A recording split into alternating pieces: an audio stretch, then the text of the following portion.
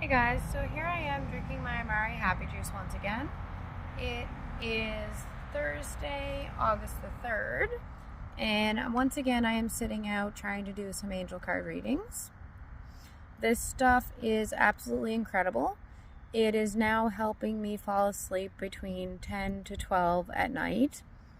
12 a.m., so that's technically morning, but I'm asleep no later than 12 a.m.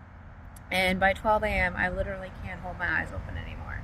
But normally I'm asleep by 10 or 11 and peacefully asleep, and I sleep through the whole night now. And I'm waking up between 5 and 6 in the morning most mornings. But some days, like today, for instance, I didn't get up till 8. And the other day I didn't get up till 1. But that was because I was extremely tired because my son tired me out the day before. This stuff is for balancing out the serotonin and dopamine in your gut.